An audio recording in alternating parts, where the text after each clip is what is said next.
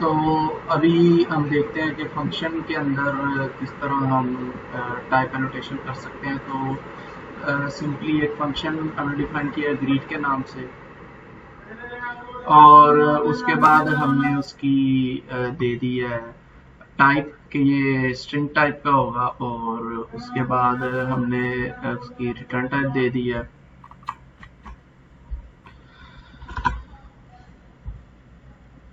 तो अभी हम अगर इसको कॉल करते हैं तो एरर देगा, क्योंकि हमने नेम आर्ग्यूमेंट तो हम नेम इसके अंदर दे देते हैं।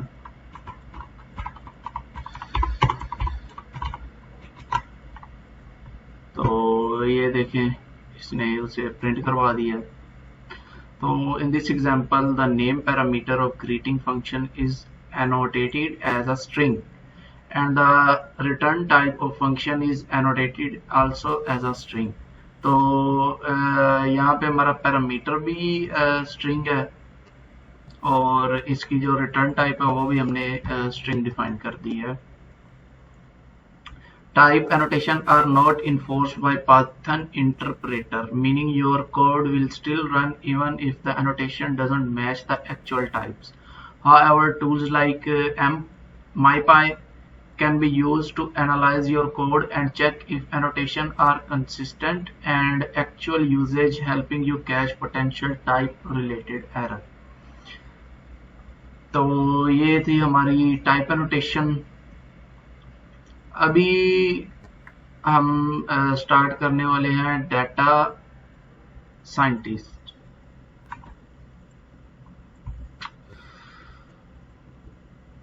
This concludes new employ orientation, yes, and also try not to imbalance for everything. For further explanation आप ऑफिशियल पाइथन की जो है डॉक्यूमेंटेशन उनको विजिट कर सकते हैं, या ये जो ऑफिशियल पाइथन ट्यूटोरियल्स की है या माईपाई की डॉक्यूमेंटेशन उनको आप एक्सप्लोर कर सकते हैं। अच्छा जी, अभी हम स्टार्ट करेंगे डाटा विजुअलाइजेशन। तो हमारी पाइथन की क्रैश कोर्स सीरीज यहाँ पे होती है कंप्लीट। इसके बाद जो हम करेंगे वो होगा हमारा डाटा विजुअलाइजेशन का topic. So I believe that visualization is one of the most important and powerful means of achieving personal goals.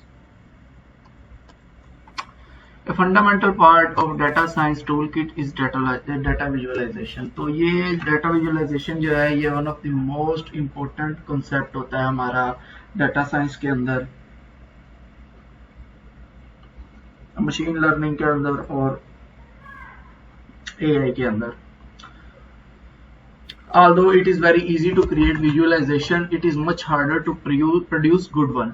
तो सिंपल तो कोई भी हम कोड लगाएं उसके अंदर पैरामीटर दें और वो हमें एक चार्ट बना के दे देगा, लेकिन एक अच्छा जो कि डाटा को अच्छी तरह एक्सप्लोर कर रहा हो वो चीज़ थोड़ी सी मुश्किल होती है।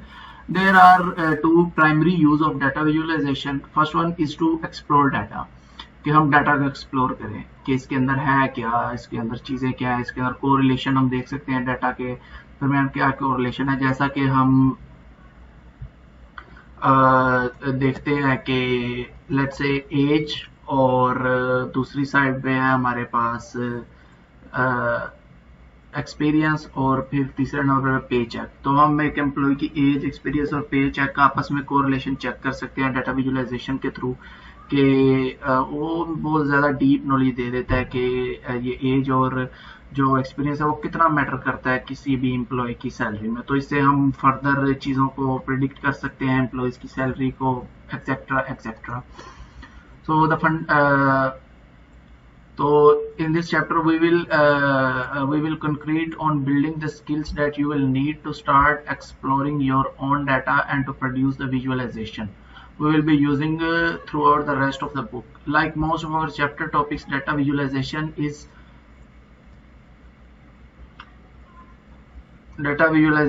a rich field of study that deserves its own book. अच्छा जी, पहली जो लाइब्रेरी अब हम यूज करेंगे ये डाटा विजुअलाइजेशन के अंदर, वो है हमारी मैटप्लॉटलिब या matplot library. A wide variety of tools exist for visualization. We will be using the matplot library, which is widely used although sort of showing this age. If you are interested in producing elaborate interactive visualization for the web, it is likely not the right choice. But for simple bar chart like line chart and scatter plots, it works perfectly. तो अगर आप जैसा कि हम देखते हैं उधर trading view जैसी एप्लीकेशन में, जहाँ पे हम यूज कर रहे होते हैं ट्रेडिंग के लिए बार चार्ट होते हैं, पाई चार्ट होते हैं, इस तरह की डिफरेंट चीज़ें, ग्राफ, बार ग्राफ्स, तो जिसके अंदर हम देख रहे होते हैं प्राइस ऑफ सर्टेन स्टॉक और वैल्यू ओवर टाइम. उस तरह के रियल टाइम प्लॉटिंग के लिए मैटप्लॉटलिब यूज़ नहीं होता, उसके लिए डिफरेंट टूल्स होते हैं. बट अगर आप सिंपल बार चार्ट्स या लाइन चार्ट या स्कैटर प्लॉट बेसिकली यूज़ होता है हमारा कोरिलेशन देखने के लिए, जैसा कि मैंने अपनी पिछले एग्जांपल में बताया, तो उसके लिए मैटप्लॉटलिब एक अच्छी चॉइस होती है. Matplotlib is not part of core Python library. तो ये कोर पाइथन की लाइब्रेरी नहीं है. With your virtual environment activated install it using this command. तो हम यूज कर सकते हैं पाइथन -m पिप इंस्टॉल मैटप्लॉटलिब को इंस्टॉल करने के लिए. तो चले हम इस कमांड को यूज करते हैं.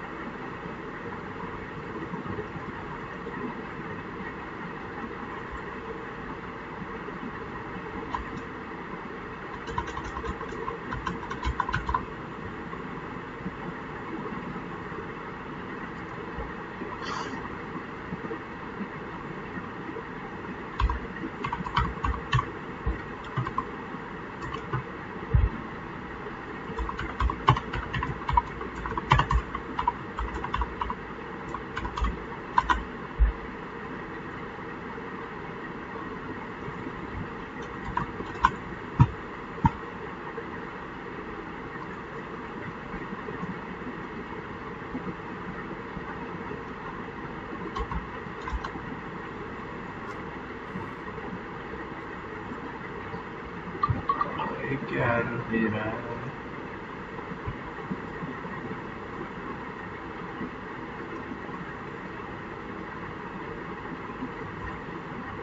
Hello guys and welcome back to my YouTube channel. आज की वीडियो के अंदर हम देखेंगे आर्क्स एंड कीवर्ड आर्क्स.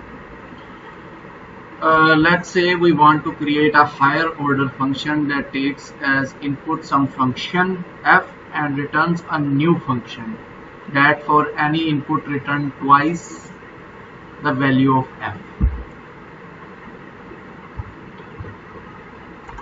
अभी इस चीज़ की एक्सप्लेनेशन हम पूछते हैं चैट जीपीटी से.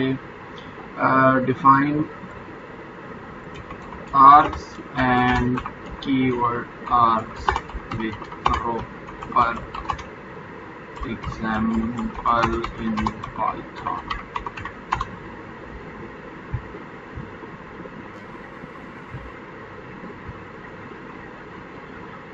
अच्छा जी, args arbitrary arguments. It allows you to pass a variable number of non-keyword argument to a function. The args parameter allow you to pass any number of positional argument to a function. For example, let's say we have this function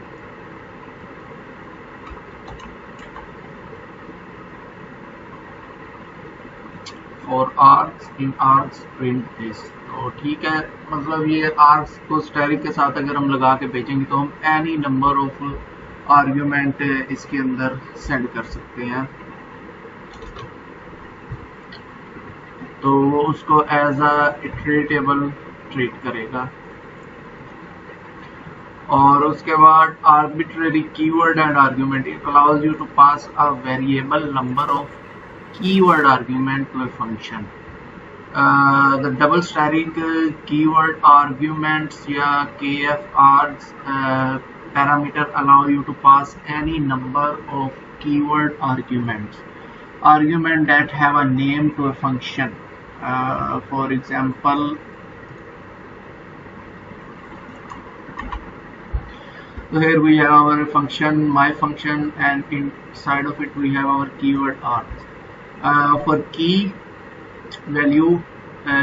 and value in keyword args dot item, it will print key and value.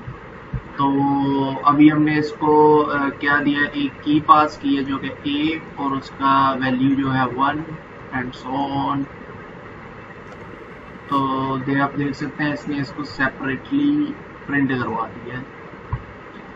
अभी ये भी definition जो explanation है वो इतनी खास नहीं थी. अभी हम इसको कहते हैं कि explain it more simply that even a child can understand. तो इसे हम कहते हैं प्रॉम्प्ट इंजीनियरिंग के चैट जीपीटी से हमने काम लेना कैसे है.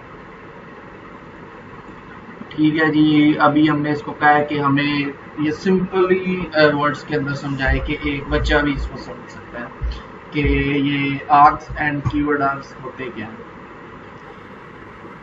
अच्छा जी, imagine you are organizing a party. Imagine करें कि आप एक पार्टी ऑर्गेनाइज कर रहे हैं और आप अपने फ्रेंड को उसके अंदर इनवाइट करना चाहते हैं. Some friend might bring snacks, कुछ स्नैक्स ले आएंगे, कुछ ड्रिंक ले आएंगे और कुछ फ्रेंड्स कुछ गेम्स ले आएंगे. You don't know in advance how many friends are coming. आपको एडवांस में नहीं पता कि कितने दोस्त एक्चुअल में आ रहे हैं. तो इन पाइथन के अंदर arg is like inviting friend without specifying that what they will bring. ठीक है जी. तो पाइथन के अंदर आर्ग जैसे ही है कि जैसे आप अपने दोस्तों को इनवाइट कर रहे हैं लेकिन आपको पता नहीं है कि वो लेके क्या आएंगे. ठीक है जी.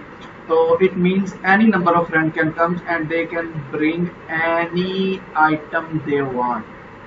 सो फॉर एग्जांपल पार्टी का हमारा फंक्शन है, उसके अंदर हम आर्ग्स पैरामीटर एक्सेप्ट कर रहे हैं. तो फॉर आइटम इन आर्ग्स, तो ये ट्रे टेबल के अंदर हम इसको करेंगे अपना लूप करेंगे. तो ये अभी कुछ हमें इस चीज़ की समझ लगी है कि बेसिकली आर्ग्स तब यूज़ करते हैं जब हमें पता नहीं होगा कि नंबर ऑफ आर्ग्यूमेंट हमारे पास कितने होने वाले हैं. अच्छा जी. here args allows the function to accept any number of items like friend contribution in our example without knowing beforehand. अच्छा, अब double static keyword arg is like inviting friend and telling them that they can bring whatever they want but they need to label it.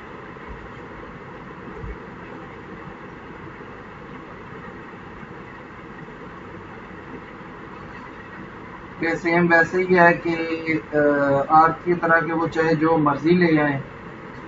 लेकिन ये double static keyword आर्ग के अंदर हमारी condition एक ये है कि जी उसको लेबल करके लाना है हमने, जैसे कि हमारा की वैल्यू पेयर होता है. तो इधर सेम एग्जांपल पार्टी वाली, और इधर हमारे पास दो चीज़ें होंगी, एक फ्रेंड और एक आइटम, यानी कि की और वैल्यू. तो अगर हम इसको प्रिंट करवाएं तो आप देख सकते हैं कि इसने की भी प्रिंट करवा दिया हमारी, और बॉट आइटम और उसकी वैल्यू भी इसने प्रिंट करवा दिया. तो आई थिंक अभी ये हमारा आर्ग्स एंड कीवर्ड आर्ग्स वाला कंसेप्ट थोड़ा क्लियर हो जाना चाहिए.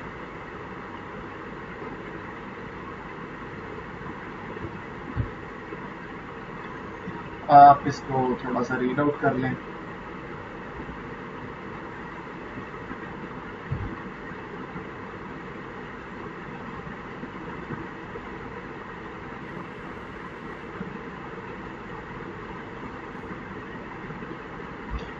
अच्छा जी. नेक्स्ट हमारी जो चीज़ है वो है टाइप एनोटेशंस. अच्छा, ये भी हम चैट जीपीटी से पूछेंगे. Define type annotation in Python. Chat GPT से पूछने का ये यहाँ पे मकसद है ना कि ये चीज़ों को ज़्यादा अच्छी तरह एक्सप्लेन कर देता है और जिस तरह हम चाहें उसको पूछ सकते हैं कि हमें एग्जाम्पल्स के साथ बताओ, इस तरह बताओ, उस तरह बताओ, और जितनी बार चाहे मर्जी हम इससे पूछ सकते हैं। वैसे इधर इन्होंने इधर क्या दी इसकी डेफिनेशन है कि Python is a dynamical type language, ठीक है। That mean that it in general it doesn't care about any type of object we use as long as we use them in valid way। तो इसके अंदर हमें कोई भी type define करने की जरूरत नहीं होती है। जिन्होंने अभी सी प्लस प्लस पढ़ी है उन्हें पता है कि सी प्लस प्लस के अंदर ये टाइप्स वाला बहुत इशू होता है कि हमें टाइप डिफाइन करनी पड़ती है हर चीज़ की, स्पेशली जब हमने उस पर मैथमेटिकल ऑपरेशन करने हो। तो अगर उनकी टाइप डिफरेंट होगी तो वो हमें एक एरर वो कर देगा।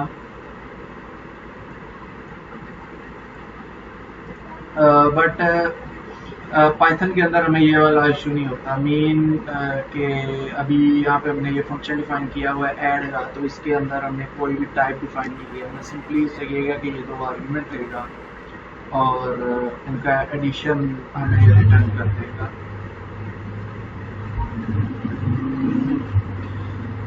अच्छा जी, स्टैटिकली टाइप लैंग्वेज और function and object would have specified types. तो ये वही बात आ गई हमारी सी प्लस प्लस की यहाँ पे एग्जांपल वाली। सी प्लस प्लस में हमें अगर इंटीजर टाइप है तो उसकी टाइप डिफाइन करनी होती है। तो in fact recent version of Python do sort of have this functionality. The preceding version of add with the in type annotation is valid till Python 3.6.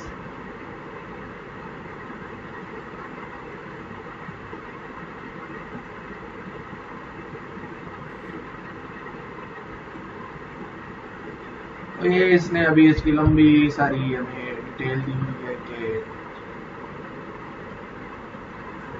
हम किस तरह ये टाइप एनोटेशन को डिफाइन कर सकते हैं और किस तरह उसको एग्जीक्यूट कर सकते हैं। चलिए चलते हैं हमारी चैट जीपीटी की तरफ।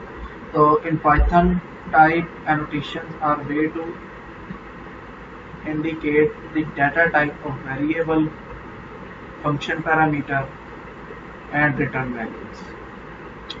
Type annotation are optional and can be used to improve code readability, maintainability and catch potential type related errors early in the development process.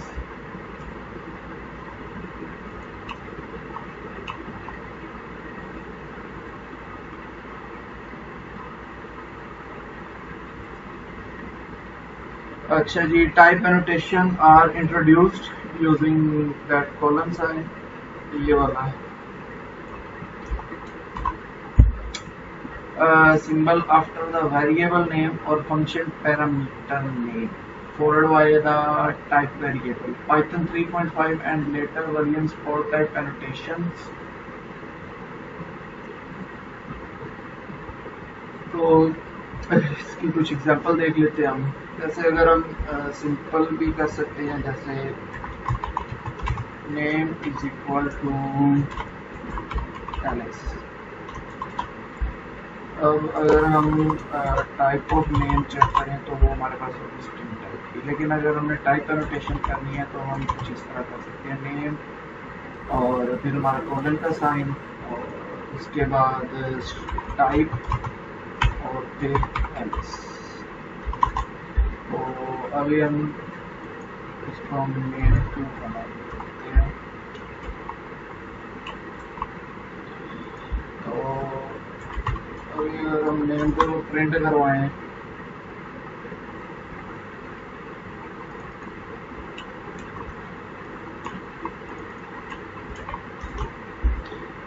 क्यों दे रहा है,